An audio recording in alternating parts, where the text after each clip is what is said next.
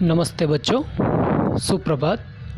मैं मेवाड़ा मनोज दीपदर्शन विद्या संकुल से हिंदी विषयाध्यापक।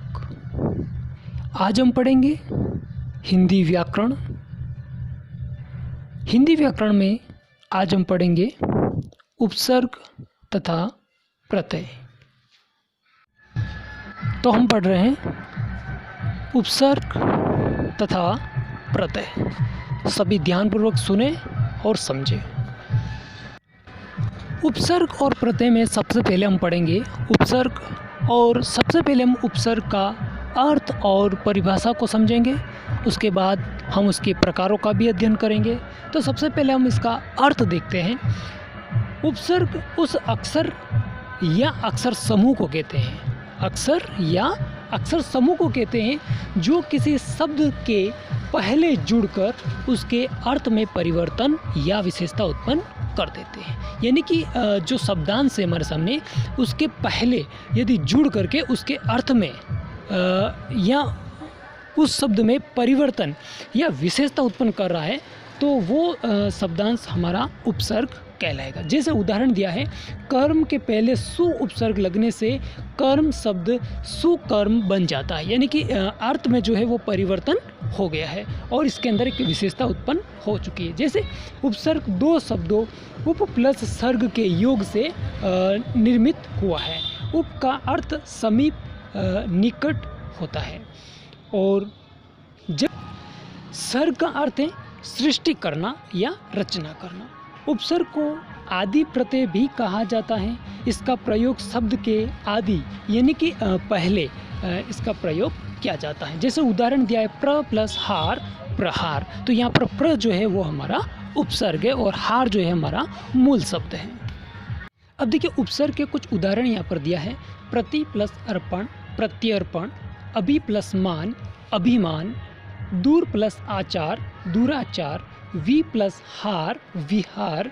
नी प्लस योग, नियोग। अब देखिए जहाँ प्रति, अभि और दूर, वी और नी है, ये सब उपसर्ग है और इनको मूल शब्द के साथ जोड़ करके नए शब्द का निर्माण किया गया है।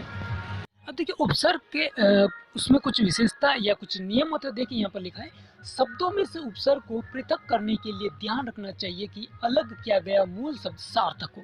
यानी कि यदि हमें उस शब्द में से कोई उपसर्ग को हमें पृथक करना है या अलग करना है, तो जो हमारा मूल शब्द बचता है वो सार्थक होना जरूरी है। उपसर्ग कई प्रकार के होते हैं, जैसे हिंदी उपसर्ग, संस्कृत उपसर्ग, अंग्रेजी उपसर्ग और अरबी फारसी उपसर्ग। ये 4 प्रकार उपसर्गों के बताए गए हैं।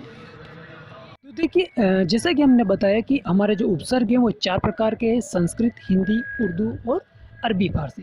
तो देखिए इनमें कुछ उदाहरण में आपको यहाँ पर बताऊंगा जिससे कि स्पष्ट हो जाए और आपको समझ में आए। तो देखिए हम पहला उपसर्ग ले रहे हैं संस्कृत के उपसर्ग। तो देखिए संस्कृत के उपसर्ग में सबसे पहला उपसर्ग यहाँ पर दिया है अति, और अति का अर्थ होता है अधिक, और इसमें शब्द बनेगा उपसर्ग को जोड़ करके। पहला शब्द है अत्यधिक, अत्यंत, अतिरिक्त और अतिशय। ये अति उपसर्ग से निर्मित शब्द हैं। दूसरा है अधि। अधि के अंदर अर्थ होता है ऊपर या श्रेष्ठ, अधिकार, अधिपति और अधिनायक। ठीक उसी प्रकार अनु का अर्थ है पीछे या समान। अब देखिए इससे बनने वाले शब्द है अनुचर, अनुकरण, अनुसार और अनुशासन। ये सभी अनु उपसर्ग से निर्मित शब्द हैं। अगला उपसर्ग है हमारा अभि, अर्थात सामने या चारों ओर, पास। अभियान, अभिषेक, अभिनय और अभिमुख।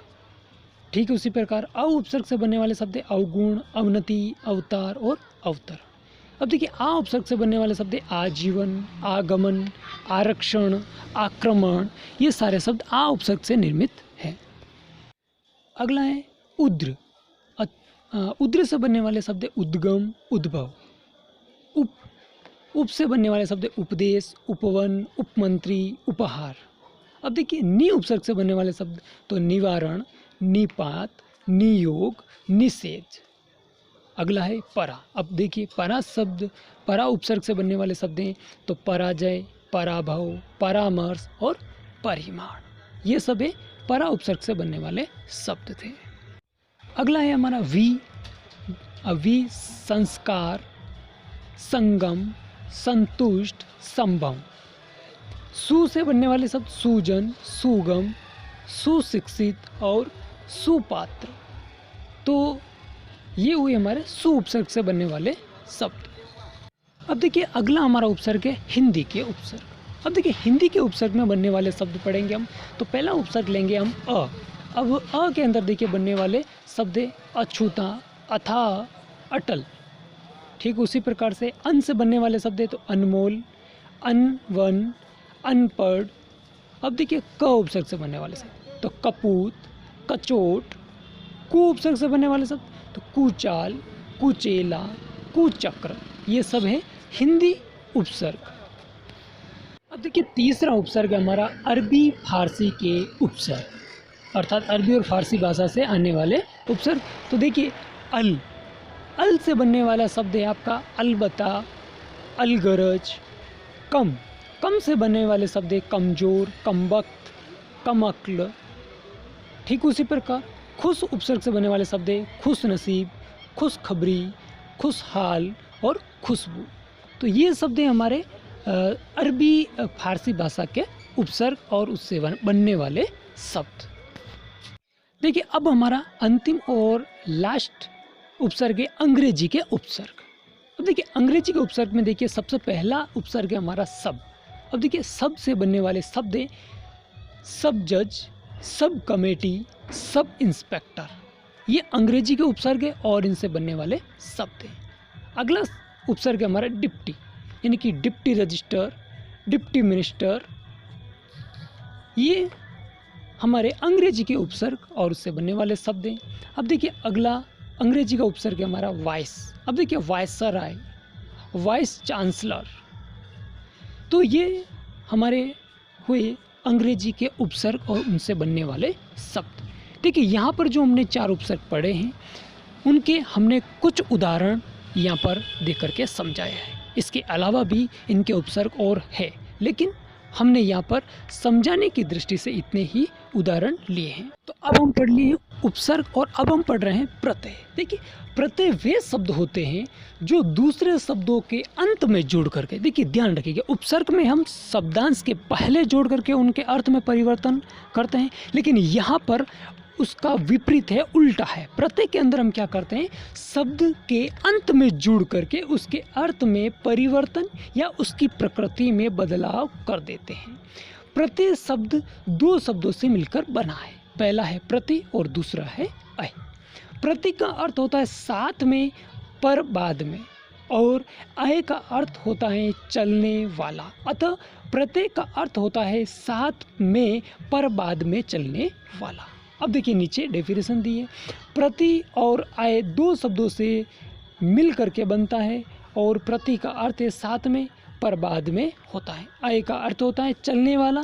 इस प्रकार प्रत्यय का अर्थ हुआ शब्दों के साथ पर बाद में चलने वाला या लगने वाला शब्दांश। अतः जो शब्दांश के अंत में जोड़े जाते हैं उन्हें हम प्रत्यय कहते हैं। अब देखिए हम इसकी व्यवस्थित रूप से परिभाषा पढ़ेंगे। ये है हमारी प्रत्यय की परिभाषा।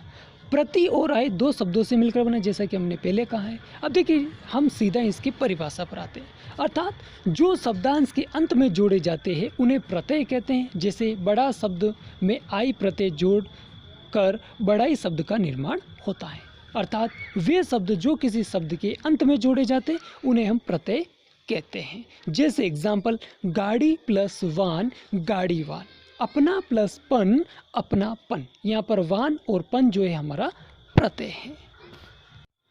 अब देखिए हम पढ़ेंगे प्रत्यय के प्रकार या भेद। तो प्रत्यय जो है वो हमारा मुख्य रूप से 2 प्रकार का होता है, पहला है कृत प्रत्यय और दूसरा है तद्धित प्रत्यय। अब देखिए कृत प्रत्यय जो है वो विकारी और अविकारी होते हैं। अब देखिए विकारी के अंदर क्रियार्थक, कृतवाचक, वर्तमानकालिक और भूतकालिक, और तद्धित प्रत्यय के अंदर कर्तृ, भाव, ऊन, संबंध, अपत्य, गुण और स्थान और अव्ययवाचक प्रत्यय होते हैं। तो अब देखिए कृत प्रत्यय जो है वो किसे कहते हैं और इसके कुछ उदाहरण हम देखेंगे यहाँ पर। तो देखिए क्रिया अथवा धातु के बाद जो प्रत्यय लगते हैं उन्हें हम कृत प्रत्यय कहते हैं। यानी कि कृत प्रत्यय में हम धातु या जो हमारी क्रिया है उसके अंत में हम लगाते हैं, वो प्रत्यय हमारा कृत प्रत्यय होते हैं। और इसके उदाहरण आप देख सकते हैं, अक, लेखक, गायक, नायक और पाठक। अक्कड़ का बुलक्कड़, पियक्कड़।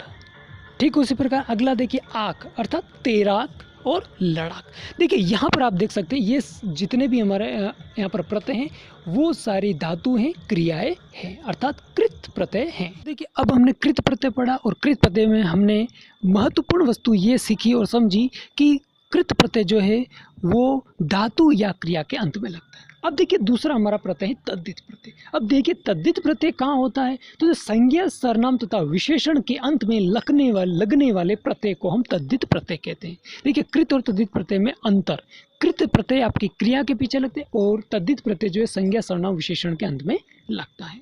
अब देखिए तद्धित प्रत्यय के मेल से बने शब्द का तद्धितांत कहते हैं। क्या कहते हैं हम उन्हें? तद्धितांत कहते हैं। अब देखिए कुछ उदाहरण इसके देखते हैं। तो पहला उदाहरण है लघु प्लस त लघुता, बड़ा प्लस आई बड़ाई, सुंदर प्लस ता सुंदर प्लस त सुंदरता और बूढ़ा प्लस पा बुढ़ापा। तो ये हुआ हमारा तद्धित प्रत्यय के उदाहरण जो संज्ञा, सर्वनाम, विशेषण के अंत में लगते हैं और कृत प्रत्यय क्रिया के अंत में लगते हैं। तो अब आपको समझ में आ गया होगा कि हमारा कृत प्रत्यय और तद्धित प्रत्यय क्या है। इस प्रकार से हमारा ये अध्याय यहाँ पर समाप्त होता है।